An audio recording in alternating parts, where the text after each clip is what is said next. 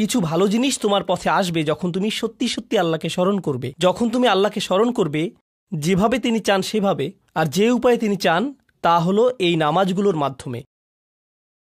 তুমি যদি এটা করতে পারো, আল্লাহ বলছেন ইন্না সলাতা তানহা আনিল ফাহশা ওয়াল মুনকার। এমনকি এই আয়াতেও ওয়ালা যিকরুল্লাহি আকবার, তিনি বলছেন নামাজের মধ্যে এই উপকারটি আছে যে এটা তোমাকে অশ্লীলতায় পড়ে যাওয়া থেকে রক্ষা করবে।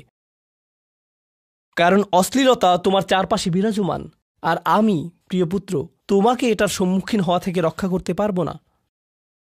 অশ্লীলতা তোমার ফোনে, অশ্লীলতা তোমার স্কুলে, অশ্লীলতা তোমার বন্ধুদের মাঝে, অশ্লীলতা ঈদের অনুষ্ঠানে, যখন কোনো কর্নারে গিয়ে বন্ধুদের সাথে আড্ডা দাও, অশ্লীলতার উপস্থিতি তুমি সর্বত্র দেখতে পাবে।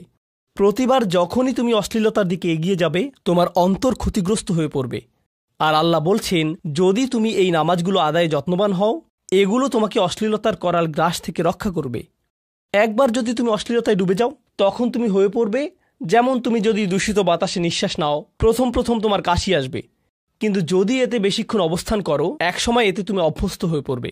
অশ্লীলতাও ঠিক এরকম, এতে আকণ্ঠ নিমজ্জিত থাকলে একসময় এটাকে আর বড় অপরাধ বলে মনে হবে না, নিজেকে এর থেকে রক্ষা করার কোনো গরজ অনুভব করবে না আর, কারণ তোমার প্রতিরোধ ব্যবস্থা দূষিত হয়ে গেছে।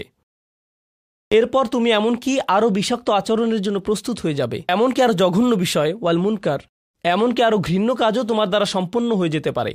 অধপতনের অতল গহ্বরে হারিয়ে যাওয়া থেকে এই নামাজগুলো তোমাকে রক্ষা করবে। এই জন্যই তোমার নামাজ পড়া দরকার, এই সমস্ত কারণেই তোমার নামাজ পড়া প্রয়োজন। আমি বলেছি এই জন্য না, এই সমগ্র ভ্রমণের শেষে সিদ্ধান্তটা সম্পূর্ণরূপে তোমার।